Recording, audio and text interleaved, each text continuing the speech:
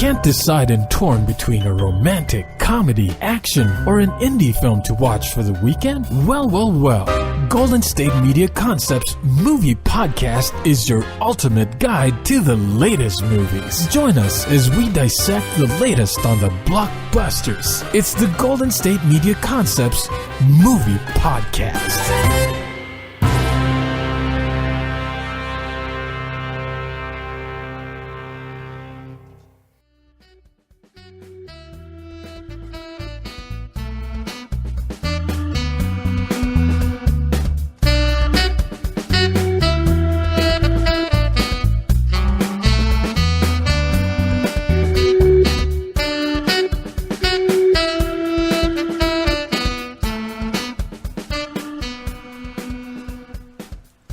Hello and welcome to the GSMC Movie Podcast, brought to you by GSMC Podcast Network. I'm your host, Staci. And I'm your co-host, Sarah. Today we're talking about two movies that are technically about animals. Okay. Because dinosaurs are animals. What? They are. In that our first movie is the newest Jurassic World, Fallen Kingdom. Mm-hmm. And you do actually, dinosaurs are animals because you hear them say that a number of times. These animals. Not these man-killing things, because that's really what the film is always about. But these animals need enter thing here. Okay. So this one takes place in almost, I wanted to say real time, but the film doesn't take place. It has been the same amount of time in the film world that it has been since the actual last film. Okay, so a couple of years? Yeah, 3 years. And the island that the dinosaurs are on has a volcano, which is evidently going to explode soon. Oh, no. And so there's a movement to try and save the dinosaurs somehow. That's like one of the first things I'm like, I don't buy that. Every time we have these dinosaurs, people die. There's not a movement to save the dinosaurs. Well, I'm sure there's still, like some people who want to save the dinosaurs regardless. But yeah, considering what I know about the movies, it always goes badly. So always. I can't imagine that. Yeah, that would be the major plot point that you would choose. Well, but of course it is. See, and one of the things about this movie, the major theme is people don't learn from history. No. Because they just don't. So in this, Claire, who was sort of in charge of the park in the last one, is now in charge of the Save the Dinosaurs movement because, okay. And she is offered the chance. It went up for a vote in Congress to see if U.S. Congress would do something, even though this is on a, island that doesn't belong to the U.S., but right. Whatever. They decide, no, they don't want to do anything, so all hope looks lost. But then a wealthy benefactor who actually worked with John Hammond, of course, comes with an offer to help save the dinosaurs, and they need Claire to go because Claire's handprint is in the system, and they need to get into the system to use the trackers that are in the dinosaurs to locate them so they can save them and take them off the island and put them in a reserve or whatever. No one else. What, did they just abandon the island? Well, hopefully so everybody else who had handprint scanning clearance is smart enough not to go back. Yes. But they're also not spearheading a Save the Dino movement, so she's like the foremost person. So I'm just trying to think about the logistics. I realize this is a movie, but I'm thinking about the logistics of actually moving an island full of dinosaurs somewhere else. They can't save all of them. Oh, okay. So they have a plan to save 11 species. So it's like Noah. Yeah. They have a plan to save 11 species, including the raptors, because Blue is evidently the last raptor alive. And so they want to save Blue, but they'll never be able to get near Blue because she's so smart and such a great hunter unless they have Chris Pratt's character Owen go and help bring Blue in. So that's how he's convinced to go back to the island to try and save Blue. This all just sounds very overly plotted to get the recurring characters back to the island. Maybe it doesn't feel like that when you watch it, but it sounds like it when I hear it. Well, it's when you watch it, and when I watched it, I was like, okay, I know that this is how the script's written, so you're not going to think it. But aren't you not immediately suspicious of the very conveniently timed offer to go in and we can only save 11 species, and one of the ones we want to save is the raptor, where there was the whole thing in the last thing about using the raptors as military? You're not at all suspicious about that? That of, like, okay, fine, we want to save the animals. And again, this goes along with the whole humans never learn their lesson sort of thing. Save all the ones that don't eat people. Save the vegetarians. Right, save the Vegisauruses. But, I mean, also, this film starts with a submarine that goes into the tank of the giant crocodile whale thing or whatever that you saw in the last film that ate the shark from the hook. Okay. It's sort of like the dino version of Shamu. It had the whole show. I've only seen bits splashed. and pieces of the last one. It's one of the things in the trailer, and in the trailer for this, it looks like it's about to eat a surfer. Oh. That happens because there's a submarine that goes in. It wants to get a tooth from the Indominus Rex, which in the last film, kind of sorry, spoiler alert, was dragged into that tank by that. I'm going to call it the megalith, even though that's not it. And part of that comes from there's a trailer for Megalodon right before this movie. Okay. So in my head, it's the megalith or megalosaurus. I don't know what that thing is actually called, but yeah. So the gates to that tank are opened so the submarine can get in. But my question is, why do you have gates to that tank? Right. For what reason whatsoever would you ever need anything to come in from the regular ocean to go into that tank, or vice versa? If you need to get into that tank, get into it from the park side. Why do you have gates to the ocean in that tank? That, of course, doesn't go well, but they do get the tooth from the Indominus Rex because they want to create a new dinosaur using the DNA from that tooth, which is one of the main problems beyond the you don't learn anything and let the dinosaurs die. Even if you're like, oh man, this was a great thing and we can't you have all the DNA. You can make them all over again. Right. Like, save for Blue, you don't have any emotional attachment to these specific dinosaurs. So if you're like, we really need to have these species, you have the DNA. I'm sure somewhere in your computer labs, you have all that saved of how that works. Why do we need the specific animals? And also let the dinosaurs die. But anyways. Just let the dinosaurs. Stacy. I just kept calling that the whole time. But she's not at all suspicious of, hey, we want to save these dinosaurs. A lot of whom are, they have a Triceratops. They have the long necks, whose name I can't remember either. There's the head-butting one. Brontosaurus? I don't know. I don't know either. I kept wanting to call it Littlefoot. So. But yeah. So they do get convinced to go back to this island, of even course. though there wouldn't be a movie if they didn't go. Right? Even though there's, an imminent volcano explosion that we all know is coming at some point. And then the bad guys show that they have ulterior motives because, of course, they do. Well, yes, they're bad guys. Again, how she doesn't realize this, I don't know. So then it becomes this thing where the dinosaurs are taken to the mansion of the rich guy who offered this offer to begin with. And there's a whole side story going on with him and his granddaughter Maisie that we find out about later. And I saw in the trailer the dinosaur chasing the little girl through the mansion because, of course. Well, this was another one of those seriously common sense. You're in this, I'm pretty sure you're in America, but the guy's British. So this looks like, an old British estate mansion. You're going to put dinosaurs in cages in the old British estate mansion? Yeah. You think that's going to hold them? Are you kidding? Yeah, with your granddaughter. I mean, think of the children, people. Don't put your grandchildren in danger. Think as opposed to, everyone else by bringing dinosaurs off the island. Well, yeah, there's that. And this one felt very much a number of times like the second Jurassic Park thing, because you've got people going to the dinosaur island who want to protect the dinosaur island, but then you've also got the rich people going to collect the dinosaurs. You've got a young girl who gets caught up in this whole thing with the dinosaurs.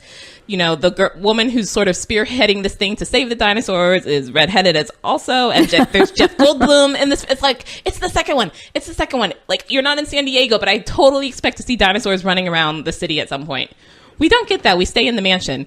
But it just makes me laugh that it's in a mansion. Well, yeah, and it's so I know there's a whole, side story canon video games and books or something with this, and the whole thing was originally based on a book. So I don't know all the backstory of the characters from that. The storyline with the granddaughter is that John Hammond, who was the spare no expense guy in the first Jurassic Park film, and Lockwood, which is the girl's grandfather, were partners and were very interested in the technology or whatever it was of how to bring dinosaurs to life. Okay. And then they had a bit of a falling out. So that's why, to explain why you've never seen Lockwood before. Right. Very convenient. But now Lockwood is older. He's got a lot of money. It's just him, his granddaughter, the granddaughter's nurse, governess, what have you, her person who watches over her, and his assistant or something. The guy, when he introduces himself to Claire, they evidently, I guess, went to college together, he says. But he's the guy, he was basically chosen to help Lockwood spend his money in the best way possible, sort of. I'm not even sure what that would technically be called. Also, how do I get that job? But that's what he's there for. He helps sort of guide the, I'm going to call it Lockwood Foundation, even though I'm not sure that's ever what it's called, in its philanthropy choices or something. Okay. Yes. So he's the one they deal with most because Lockwood is old and infirm. He's the one they deal with most in this mission to go get the dinosaurs.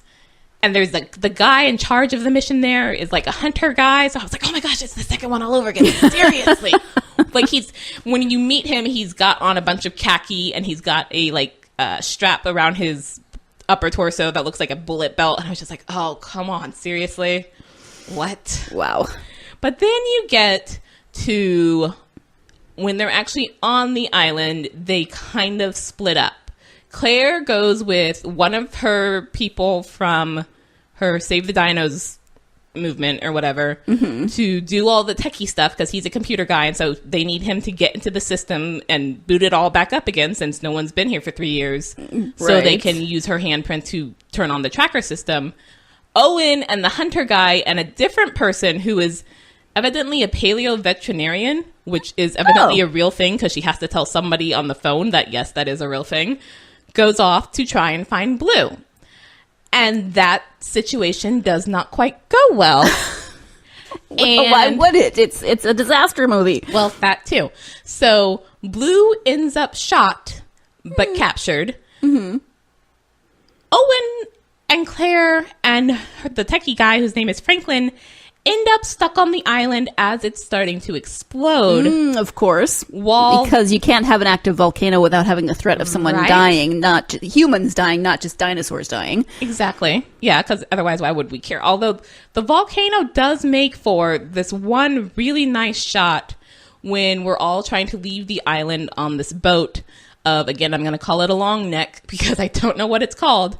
Just sort of looking forlorn as like the smoke and ash comes to surround it. And I was like, that's actually a nice shot and I feel for it. And that's like, again, save the long necks, let all the other dinosaurs die. But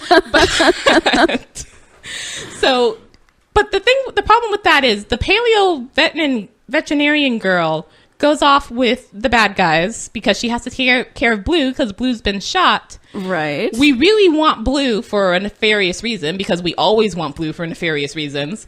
Poor Blue. But Blue's been shot, but she's by herself. When we come back to her and finally see what happens to her, because she just kind of disappears and we don't even see them leave. But Blue's not there when Owen gets shot with a tranquilizer. So he's alone when he wakes up and she's gone and Blue's gone and all the bad guys are gone. Blue, this person, like possibly the main dinosaur you went there for because we want Blue for nefarious purposes, has been shot, and you leave the paleo veterinarian by herself with the possibly dying dinosaur? What kind of organization are you running here? Like, are you kidding? And it feels there's a lot of that where it's like, yeah, so you're having things happen in the script just to like get to the next action scene because that doesn't quite make sense. Because Blue's been shot, we need a blood transfusion. Sure. For her. But it has to be, a carnivore, three-toed dinosaur. So, hey, there's a T-Rex. Let's do that. Wait, what? There's not another raptor. We can't to get it from another raptor. All the other raptors are dead. Okay, so Okay, I'm just thinking about. I don't know what blood types are like in dinosaurs, but that seems a bit far fetched that you can replace. I don't know. I got nothing. The veterinarian lady specifically says no more than 3 toes or something, because that plays into the genetics and blood. I don't know. Sure, but that's where we get the scene you see in the trailers of him in the cage with the sleeping T-Rex that wakes up, because we have to go and get T-Rex blood. But it's just like, nobody on the ship. There's nobody around when you're with the very important dying dinosaur, and then you go into the T-Rex. Nobody notices any. Really? It's just very convenient how you guys are getting around here. And then when we get to the mansion, as we show with the nefarious purposes, we're going to sell off some of these dinosaurs. Oh, of course. Because that's all what it's about. Just like, that's part of the humans never learn thing. Money somehow outweighs any sort of sense whatsoever. So it was not just about rescuing the dinosaurs, but now they're going to sell them after they went through all that work to supposedly save them. Yeah, it was never about saving them. Right. It was about saving them to sell them. Right. So, as you can imagine, a auction for dinosaurs goes fantastic. Oh, sure. Because of course it does. And of course, all the people coming, there's a number of people with like Russian-sounding names. Oh, geez. For some reason, but they all seem sort of not legal in the things they do.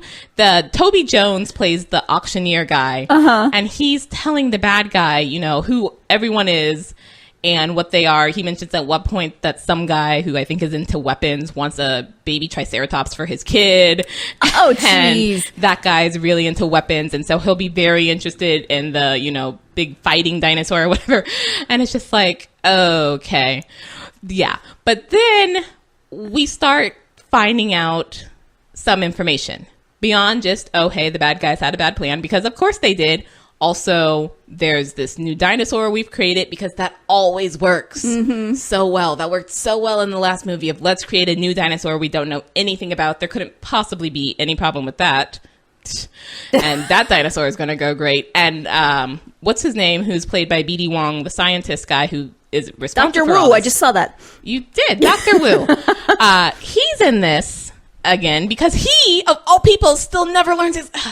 Nobody learns their lesson. It's like that whole thing of if you don't learn from history, you're doomed to repeat it. It's like they've never heard of history in this movie. Let's just repeat all the old mistakes, except I will see your old mistakes and raise you new ones. Nice. So you start getting, there's a theme of, do the dinosaurs have rights to live? And, what does that mean? Do their rights to live outweigh our rights of, hey, this is a really dumb idea because they can kill us? And there's the ending feels like they definitely wanted to set it up for a sequel. There's something that happens where a character makes a certain choice, and you're given a reason a little before that of why that character would probably make that choice, and it's just like, wait, what? But it feels like they want to set it up to sort of have a series like Planet of the Apes, but Planet of the Dinosaurs. Okay. Where, I haven't seen any of the Planet of the Apes films, but from the trailers, once the apes get out and get free, they kind of start taking over, and humans are no longer, top of the food chain or the control chain or whatever chain. It feels like they want to set it up for that. Interesting. And that's, I believe, where the subtitle Fallen Kingdom comes from. Kingdom of Men is falling. But it's just, I get that they definitely want a sequel and or a series from this. I don't know that I want one. At the end of the film, I was just like, yeah, okay, but that wasn't super fantastic, and you didn't really do anything awesome with this, and it felt very much like the second one. So I'm good. I'm fine. I don't need another one. But again, like they want to sell the dinosaurs. Money talks, and money talks super loud. Yep. It is much louder than rationality. So it's a fine film. The whole thing on the island with the volcano felt a little ridiculous at times, just because why are you all still there while the volcano's exploding? Right. Like, you all are there way too long, given that exploding volcano right there. What are you doing? But the whole thing with the mansion felt slightly more believable if, again, this is really idiotic. There were parts where in previous Jurassic Parks films that would have scared me or what have you, that I just sort of laughed at. The hunter guy, the way his story ends, I was just like, are you kidding? That's how, okay. That's how, whatever. And I didn't feel the need for Franklin and the veterinarian person, except we just have to have someone to tell us to go get T-Rex. But I don't know. Like, a lot of it felt like we just need to have an action scene, so go. Right. So, interesting. Yeah, it was just okay. Okay. All right. So we're going to take a short break, and when we come back, we will talk about a totally different and much better animal, the cat. Stay tuned. Want to know the latest and hottest music hitting the airwaves? Don't be left out. Listen to the Golden State Media Concepts Music Podcast. Keith keeps you on the loop with everything you need to know from pop, rock, hip-hop, and the top 40. And we'll throw in news of your favorite artists, concert and tour dates, and so much more. Listen no further, because this is the gold standard in music podcast.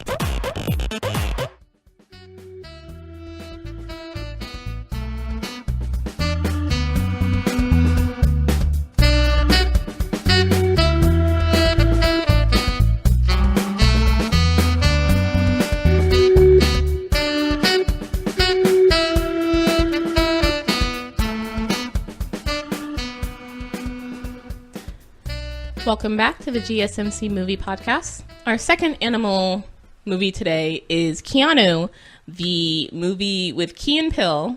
And I totally don't actually remember Key's first name because in my head they're just Key and Peele. Right. About getting back their cat. Essentially, it's a crazy adventure where the cat is kidnapped by gangsters, and so they have to go and get their cat back. Why is the cat kidnapped by gangsters?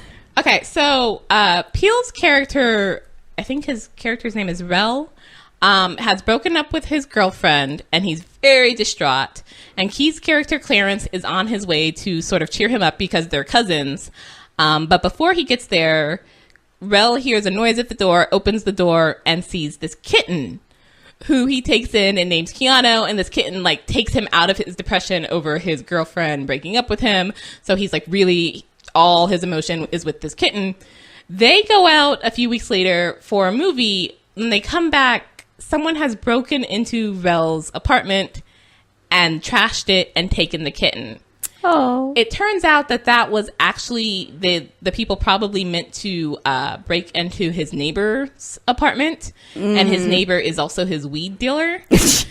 They literally live right across from each other. Convenient. Yes. So it seems that whoever the bad guys were, they meant to break into the weed guy's apartment, instead broke into Rel's apartment, took the cat, so they go to the weed guy to try and get info, to try and figure out where Keanu the cat is, so they can get it back. That leads them to this strip club, which has a name, but I don't remember what the name is because the initials of the name spell HPV. Oh, jeez. Where they have to sort of bluff their way into getting to see the head gangster guy who runs the strip club, Cheddar. In order to do that, they have to... Wait, the guy's name is Cheddar? The guy who runs the strip club's name is Cheddar. Okay, Cheddar, who runs the HPV strip club. I'm just getting everything straightened out here. So to do that, they have to pretend themselves to be hardcore gangsters. They take the names of Tectonic and Shark Tank. And they have to pretend to be these hardcore gangsters to try and get to Cheddar to figure out where the cat is. Turns out Cheddar has the cat. They strike up a deal that if they help him with this drug deal he's got going down, he will give them the cat because he thinks they're the Allentown brothers who we opened the film with, the Allentown brothers killing this like Latino drug mafioso guy. The Allentown brothers are also really Key and Peele, but in makeup. Okay. But so it turns out this cat is evidently the Allentown brother. It's a little confusing. We start with the cat is with the Latino drug mafioso guy, but the Allentown brothers come and kill him and take the cat, though it's not clear if it was their cat to begin with. But then the cat runs off and ends up with Rel, Peele's normal character, but then gets kidnapped by the drug guy, so they have to go and pretend to be gangster people. And these are like the least hood black people ever. Like, I'm currently watching the trailer with no sound, and the cat has a gold chain on. It does, yeah. When the cat is with Cheddar, its name is New Jack, and it's got a gold chain and a do-rag on because reasons. But like, it's so cute though. I mean, it's an adorable kitten. Yeah. But so like, yeah. So they're pretending to be the Allentown brothers, but of course they're not hood at all. Clarence really likes George Michael. Rel is. They have a talk about Rel's evidently from New York and Clarence is from Detroit, and they both got beat up as kids, and they're arguing about who the guys who beat them up were bigger. Rel doesn't even have a driver's license. They're so not hood, and it's hilarious watching them try and pretend to be hood because they're asked to do a bunch of things, and they're just like, nope. Oh, what, you want me to shoot someone? Oh yeah, I can totally do that because I'm bad. And oh my gosh, it was hilarious. Tiffany, and I still don't know, Hadish? Yeah, I think it's Hadish, but I could be completely wrong. It's got 2 Ds, so my kindergarten wants to say short A. Right, anyway. right. She's in this as one of the gangsters under Cheddar, and when they go on this drug deal, she and Peele's Rel go inside while Clarence stays out with the other 3 gangster guys who are also on this drug deal to sort of keep watch. And it's so funny watching them somehow convince these people that they're somehow, these really bad, tough Allentown guys. Right. He's driving like a minivan, and they at one point ask, dude, what's with your car? And he's like, this is to be inconspicuous. You want to get caught in a drug deal, you drive whatever. You don't want to get caught. Sure, yeah. Oh, whatever. While Tiffany, Hadish, and Rel are inside, they're like, hey, let's turn on some music in Clarence's car. So, of course, what comes on is George Michael's. There's this whole back and forth scene where in the car, he's trying to convince them that George Michael's is like the original OG. It's so great. Oh, man, it's so funny. In the house, they've gone to the drug deal, is Anna Faris playing a version of herself, because it turns out she's actually playing Anna Faris. But somehow, to get the money for the drugs that Anna Faris is buying, they have to play Truth or Dare. As so often happens in your drug deals, yeah. Right? No, that's just par for the course when you've got a drug deal going down. I've never actually been involved in a drug deal, so it could happen. Anyways, so that doesn't quite go well. They end up having to sort of flee, and then it starts becoming this really crazy everyone's involved, because it turns out the Allentown brothers, the real Allentown brothers, have also been looking for this cat. So they're looking for the cat. Rel and Clarence have found the cat but can't get the cat from Cheddar. Cheddar has the cat but wants Rel and Clarence, who he thinks are the really bad Allentown brothers, to help him do his drug deals. Just hilarity ensues. Like, they have no... Wait, so does the cat talk? So... Or have an inner monologue or something? The only time we hear from the cat is when one of the characters has accidentally taken the new drug they're selling. Okay, and they're having a hallucination? The new drug is called Holy Shit, and it's a mix of PCP and something else and DMT, and I only vaguely even know the first one because I've seen Trading Places, a dozen times. But... So he has accidentally smoked this drug and goes off on a hallucination in which the cat talks and explains some stuff. And because Keanu Reeves is actually the voice of Keanu the cat, according to IMDb. He is, and it's mentioned when he's having his hallucination with Keanu, the talking cat, of, oh, you're Keanu Reeves. Nice. And something about the Matrix comes up. But then we get to the... I don't even know what shootout it is. There's a couple of shooting things. Shooting happens at the drug deal. Shooting happens when we meet up with the real Allentown brothers. And then Cheddar takes them to meet Luis Guzman, who is a different gang boss person, right, or whatever. Turns out Luis Guzman is the cousin of the Latino kingpin who was killed by the Allentown brothers in the opening. Whose name is Bacon? So, okay, you have Bacon and Cheddar. What is going on with this movie? Oh, it's all sorts of ridiculous, but it's so funny. So he also wants the cat because that cat is a part of his cousin, and his cousin was killed. So we're all fighting for the cat in the most ridiculous way, while trying also not to get found out that we're not, really these hardcore, killers. Right. They're so funny. They're ridiculous. I had never seen Key and Peele's show before. I only saw some clips of Luther, Obama's anger translator. But this Key as Clarence, especially because he's so not even hood. Like Peele's Rel, at least kind of smokes weed, and when he walks in, he's got a hoodie on. Clarence has on a plaid shirt and a khaki jacket nice. And is married and is dealing with things with his wife and likes George Michael. Oh, right. Yeah.